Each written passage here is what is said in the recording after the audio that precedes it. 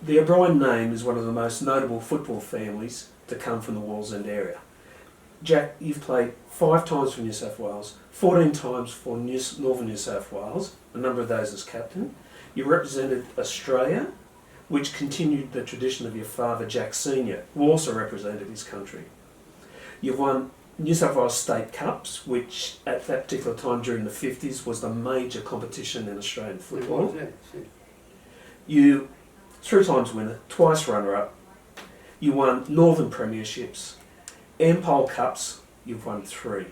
The Daniels Cup, which was a knockout for Newcastle teams, you won 7 times. Yeah. So when you hear these sort of records of your career, what does it make you think? Well, it makes me feel very lucky that I was part of that era. What happened with the Ampol Cups and the Daniels Cups, those competitions were always played at night, and we were the only club that had their own ground with lights on it. So we had home ground advantage. In your father's day, what made Wallsend such a special football place? Oh, I think you could put it down to mines and the English Pommy influence that came out here, and they set up their own football team. There was actually a team from Carrington. There was another one from Lambton. They were all mine based, but mostly the mines and the Pommies took over. All the, as I said jokingly, all this side of Lambton Hill was soccer. All the other side was rugby league. Were there any other football codes being played? No, not out this way. They tried to get rugby league going here, it didn't work. Didn't they? Well, I know your family's got a long tradition in Wallsend. Can you tell me a bit about your grandfather? Oh, he was a little man. He was smaller than me, but he was. They had Australian rules here, and some had their own team here at Summer Hill. And he was an Aussie rules player. Little quick fella he was. But he was also a good runner? Yeah, he's a sprinter. He used to win all the sprints around the town in those days, in the 1880s. Yeah, good little bloke. So would he have passed those genes down to his children? I don't know if it did that or not, but that was just a way of life. Everybody wanted to kick a ball, even when I was a kid. Sunday morning, there was nothing else on. There would be a football bounce in the middle of Federal Park, and there'd be 20 aside playing. And everyone had come from everywhere, hear a football bouncing on the ground. It was just something to do. Your dad played for Wallsend, of course. Some of the notables that came through. 1932, Alf Quill joined Wallsend. Can you tell us a bit about Alf? They had a championship side in 1933 and 32, and that was in the middle of the Big Depression. And half of that team went to Sydney to get a job with Meadows and Goodyear, the big companies. And they played down there. They finished up living down there. Well, Wallsend in 1932 won the Northern Premiership, then defeated the Southern Premiers Concord 9-1, which I think indicates the dominance of football in this area, and particularly Wallsend. Yeah, well, Wallsend at that stage, I've got the photos at home, but there was about 5 of them played for Australia in that team. Well, I've got Edgerton, Winky Forrester, Jimmy Osborne, Jock Parks, Yeah. Alf Quill, as well as your dad, all playing for Australia. That'd be right, yeah. That was 1933, but 1934, as you said, a lot of them left. Well, Dad left too. He went down to Sydney to get a job. He worked on the trams at Rushcutters Bay, but he used to come home. The Wallsend club used to pay his fare home to play with Wallsend every weekend. My father, he was the best man ever I knew. And he was my total influence in the game. Let's turn our attention to Jack Jr. now, to you. Born 1931. Yeah, say it softly. And you had a sister? I did, yeah. 2 years older. Yeah. So, with the tradition of football, what was it like for you growing up in the Wallsend area? Oh, my father was a football tragic. I couldn't miss out. He was just a wonderful fellow, and he had me, when I was 10-year-old, we had a coal heap. People used to burn coal in their fires. And he'd get out these chunks of coal and he'd have me dribbling in and out of this bloody coal inside and outside of it. No one else done that. When they went training at that age, all they do is kick the hell out of the ball. None of this close dribbling thing. So, what age were you when you first started playing football? Well, you couldn't play Saturday football until you was under 14s. That was the first competition. But I played at school, under 13s. Who'd you play for? I played for both, the local school. Mm-hmm.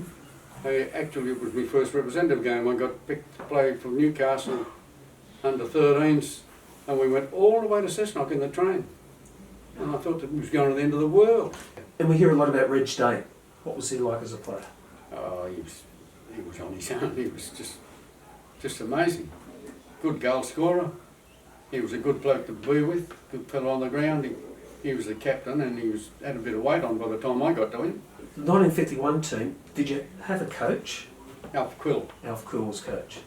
And what was it like, a typical training session? Forwards would stand around the 18-yard line, they'd belt the balls at the goalkeeper. The other blokes would have a little five-a-side or something. And the coach would stand in the middle of the ground with his hand in his pocket and say, rightos, 4 or 5 laps around the oval, now we'll have a game. That was it. There's a fantastic team photo from that particular year. And I've asked you before, there was a sign up the back that said Wallsend Bolshies. Well, the Bolshies come from the Bolsheviks. Red shirts, Russians. And I think it was one of the press give them that nickname, and they used to call them the Wallsend Bolshies at that stage. 1953, you beat Cessnock 4-1 in the Northern Premiership final. And I think if there was a team to rival you in the 50s, it would have been Cessnock? Oh yeah. It was usually out of them and us who got up the top and won it. Who were some of the players from that Cessnock team? Well, I had a few internationals. Kevin O'Neill, as you know. Jackie Pettigrew played for Australia. Jack Leonard played for Australia. Jack Drinkwater played for Australia. And they had a few good... Oh, Johnny Barr, he played for Australia. So they had about 5. They had a pretty good squad. 1958 is a real change for Australian football with the breakaway competition. Oh yeah. What were some of the benefits of the migrants that were filtering into the game? Oh, they brought their own administration who were much more professional than our fellas. Now, at the old association, and not putting brickbats on them, but they were all old men, steeped in old traditions. They had no money, they didn't, you know, as soon as you took a pair of socks off that they'd give you for the game, they'd be off you and in the bag and with your shorts and shirt. And I never got it. All I ever got out of the association was that photo that the manager sent me and some programs that I bought myself. So one of your games for Northern Districts in 1957, you tell a funny story about trying to get into the ground. Well, I did. I started to say I worked on a 2-storey building at the junction until lunchtime, and then I walked all the way down bloody Derby Street, still in my working togs with my football gear over my shoulder, and the bloke at the gate wasn't going to let me in. I had to get the manager to come and let me in the gate, because we hadn't had players pass or anything. Yeah, it was good fun.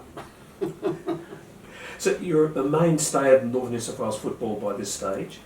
1957, you finally get the call up to play for Australia down in Melbourne, at Olympic Park. How did you find out about that? Well, that was it, in tap on the shoulder in the bus.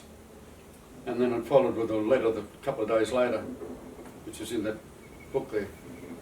And what did the person on the bus say to you? He just tapped me on the shoulder and said, congratulations. You're going to Melbourne on Saturday to play against the Hungarians. No, the Eastern Hong Kong. He said, you're going to... He said, it's in this morning's paper. I was on my way to work at 6:30.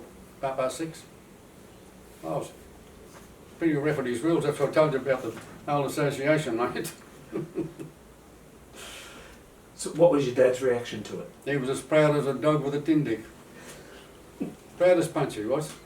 And for you, what did it mean to you playing for Australia? It was all good fun to me.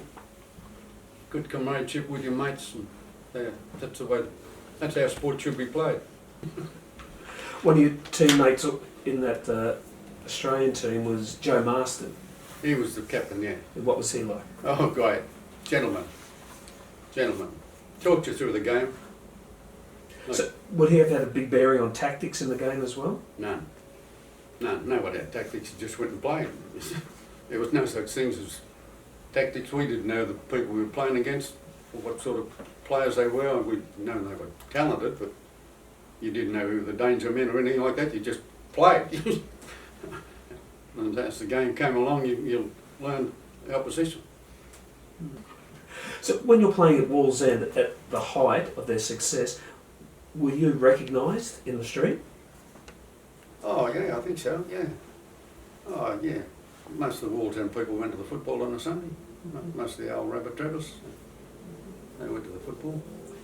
What about favourite players, the ones you played with and against? Too many to mention, but I suppose Reg Date would have to stand out just by his drawing power. Okay, final question. How will the footballing community remember Jack O'Brien? I don't know, most of them are bloody dead now. There's not many of my people left. I'm 89 and, you know, I'm only kicking the bum off 90 and most of the people I played with and against are gone. But how would you like to be remembered as a player? I'd like to be remembered as a good sportsman who played the game properly. Played it without going over the ball and committing unnecessary fouls and maiming people. I would just like to be remembered as a good sportsman. Nothing more. Who was lucky. Lucky to come along with the right era, with the right father, playing the right time. Yeah, I'm pretty happy with that. Very good, Coach.